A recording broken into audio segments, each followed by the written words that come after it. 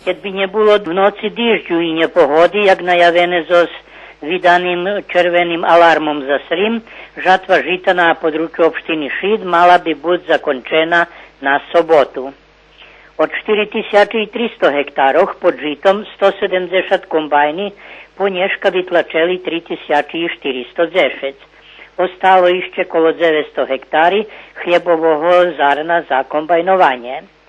Urožaj na zadružnih povrchnostoch 6,59, a na poljoh parastoh 6,94 toni, takže opštinski prosek 6,84 toni po hektare, zo zvlahu od 11 po 14 i hektolitrovú čežinu od 78 po 83, po podatkoch kancelariji za poljoprivredu.